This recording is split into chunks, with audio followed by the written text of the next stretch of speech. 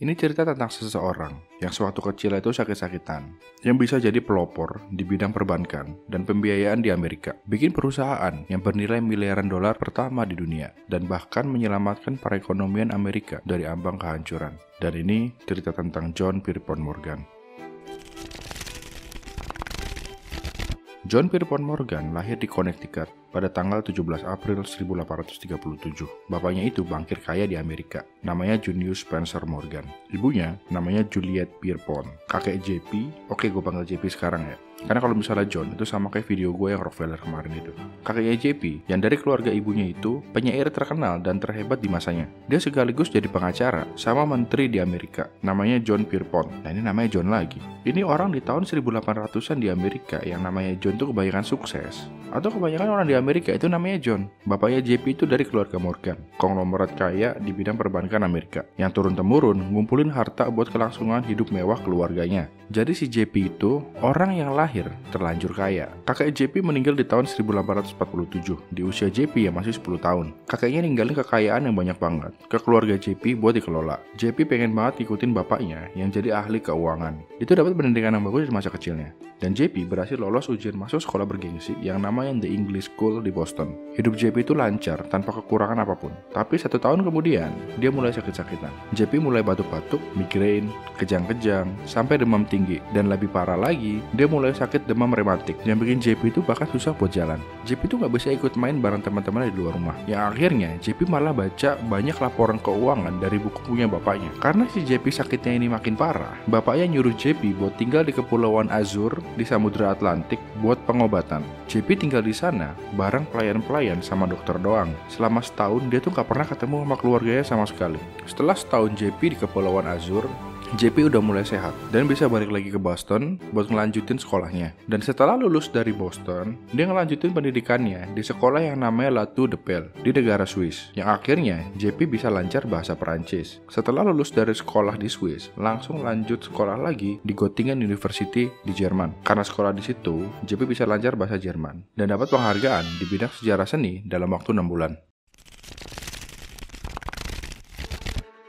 Di tahun 1857, JP lulus dari universitas di usia 20 tahun. JP langsung ke London buat ketemu bapaknya yang sekarang kerja di perusahaan perbankan, George Peabody and Company. JP ditugasin di New York sama bapaknya buat belajar perdagangan sama perbankan dan gaya hidup perusahaan mitra punya bapaknya. Di tahun 1858 sampai tahun 1861, JP itu kerja di perusahaan Duncan Sherman and Company, jadi junior staff. Karena ketenaran bapaknya di dunia perbankan, sama si JP ini penerus keluarga Peabody, dia jadi orang paling dicari di Wall Street dan bisa kumpul bareng sama orang-orang terkemuka di New York. Awal Januari tahun 1859, JP selama 3 bulan itu menetap di Alabama, Georgia, sama Louisiana buat belajar perdagangan kapas. JP juga sempat ke Kuba dan jadi suka sama cerutu asli buatan Kuba itu. Pas JP di New Orleans, dia secara sepihak beli kopi Brazil dengan jumlah besar buat dijual lagi dan dia dapat keuntungan dari situ. Jualan kopi ini jadi transaksi independen pertamanya si JP. Tapi dia dapat peringatan keras dari Duncan Sherman karena beli sesuatu dalam jumlah besar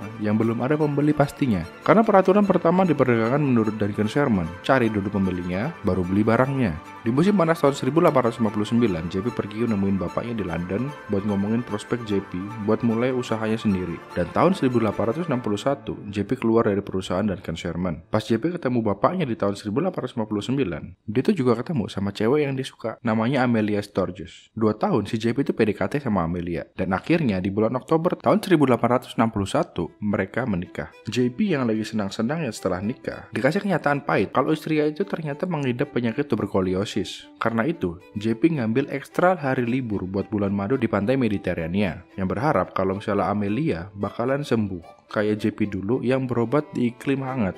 Tapi semuanya itu percuma. Dan akhirnya Amelia, istri JP, meninggal di bulan Februari tahun 1862. Cuma 4 bulan 10 hari setelah mereka menikah, JP langsung jadi duda di umur 25 tahun. JP mulai kerja ekstra keras buat maksa dia lupa soal kehilangan istrinya. Tahun 1861 ada perang saudara Amerika yang bikin semua warga laki-laki yang sudah dewasa harus ikut perang.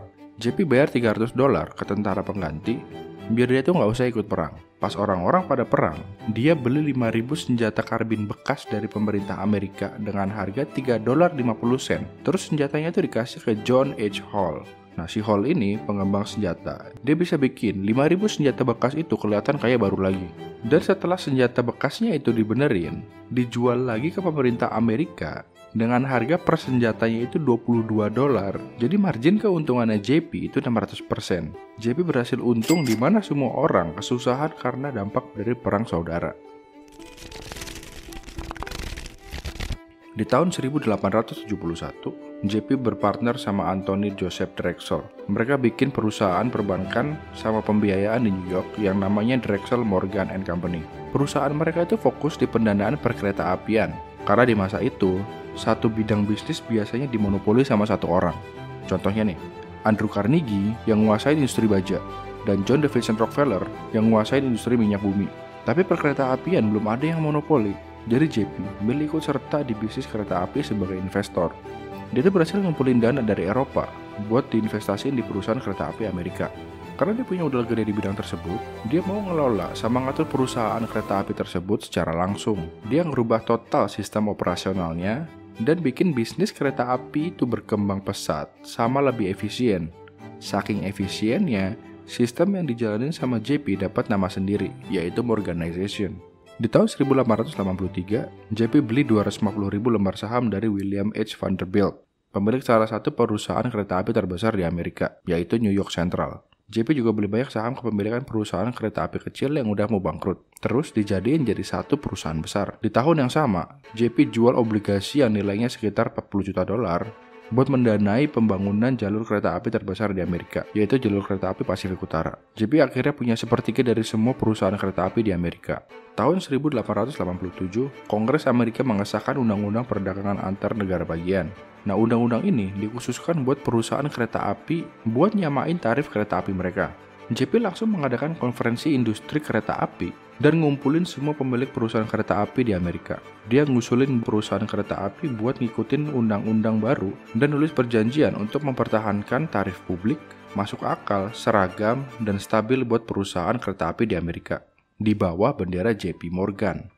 Tujuannya biar mereka nggak perang harga di tarif kereta apinya. Undang-undang yang disahkan sama pemerintah Amerika ini biar nggak terjadi monopoli di bidang perkereta apian, tapi karena JP punya saham paling banyak di bisnis kereta api, undang-undang itu malah ngebantu JP buat monopoli pasar kereta api di Amerika. JP yang tadinya cuma bankir kaya, naik tingkat jadi konglomerat di bidang perkereta apian. Dia mulai ngatur ulang semua operasional kereta api sesuai sama yang dia mau. Banyak banget orang yang terintimidasi sama JP, karena sifatnya yang keras itu cocok sama penampilannya. JP punya penyakit yang namanya rosacea, yang bikin muka JP jadi ada bintik-bintik merah, yang parah sampai hidungnya itu kelihatan warna ungu. Dan rosacea ini bisa memicu penyakit rhinopima, yang bikin hidung JP makin gede dan ada bentolan-bentolan kecil. Karena penyakit ini, JP itu nggak mau difoto tanpa izin. Kalau udah terlanjur ke foto, dia minta fotonya itu diedit supaya mukanya JP kelihatan normal. Nah, zaman dulu itu ngeditnya pakai apa ya? Nah, yang tahu, tolong post di kolom komentar. Di tahun 1901, industri baja Andrew Carnegie itu lagi di puncak kejayaannya dan jadi salah satu perusahaan yang paling bernilai di Amerika dengan keuntungan bersih per tahun tuh sampai $40 juta. Tapi Carnegie itu udah tua dan siap-siap mau pensiun. Dia tuh punya rencana buat jual perusahaannya dia. Tapi siapa yang bisa beli perusahaan baja super besar kayak gitu? Dan datanglah si JP ini, terus dia bilang ke Carnegie, sebut aja harganya. Dan si Carnegie nyebutin harganya itu $480 juta. Dan JP langsung setuju di tempat. Dan terbelilah perusahaan baja terbesar di Amerika. Selain Carnegie Steel, JP juga beli banyak perusahaan-perusahaan baja lainnya, termasuk Federal Steel, yang jadi kompetitornya Carnegie Steel. Terus dia gabungin semua perusahaan industri baja tersebut. Itu jadi satu perusahaan yang namanya United States Steel, perusahaan dengan nilai miliaran dolar pertama di dunia, dengan kapital resmi $1,4 miliar. Setelah dia bikin US Steel, JP punya kendali 2/3 dari produksi baja di Amerika, dan bidang usaha yang paling besar di Amerika masa itu perkereta apian sama industri baja, yang dua-duanya itu udah dimonopoli sama si JP. Dan JP itu gak berhenti di sana, dia invest di perusahaannya Thomas Edison buat eksperimen pendistribusian listrik yang berakhir sukses besar. JP itu jadi peran penting buat merger perusahaannya Edison Electric sama banyak kompetitornya dan bikin satu perusahaan listrik raksasa yang namanya General Electric. Bahkan JP buat gabungin banyak perusahaan jadi satu perusahaan raksasa itu nggak tertandingi. Tapi sayangnya setelah itu ada krisis ekonomi di Amerika. Di tahun 1907, ada krisis finansial di Amerika yang disebut dengan banker panic. Krisis ini terjadi di New York di pertengahan bulan Oktober. Pemicunya karena pasar saham di New York tiba-tiba turun 50% dari tahun sebelumnya. Banyak bank sama bisnis lokal di New York yang bangkrut. Banyak orang yang mau narik uang mereka dari bank secara bersamaan karena takut uang mereka tuh hilang karena banknya itu bangkrut. Krisis ini bahkan bikin investor asing narik modal mereka dari Amerika. JP ngumpulin semua eksekutif bank di Madison Avenue bareng sama investor asing yang dia kenal buat deposit uang mereka ke bank yang hampir bangkrut supaya banknya bisa beroperasi lagi besok harinya. JP juga berhasil bujuk George B. Cortelyou, seorang sekretaris kabinet di Amerika, buat deposit uang pemerintah Amerika ke bank yang butuh dana operasional senilai $25 juta. Dan dia juga bisa bikin John D. Rockefeller, pengusaha paling kaya di Amerika masa itu, buat deposit $10 juta di Stillman National City Bank. Di masa krisis itu, JP umurnya udah 70 tahun. Dan JP ini lagi sakit-sakitan. Dia tuh terus-terusan batuk sama bersin sambil nyelamatin perekonomian Amerika. Tapi rencananya berhasil, masyarakat yang tadinya nggak percaya, jadi percaya lagi buat naruh uang mereka di bank. JP Morgan meninggal di tanggal 31 Maret tahun 1913. Pas dia tuh lagi berlibur di Roma.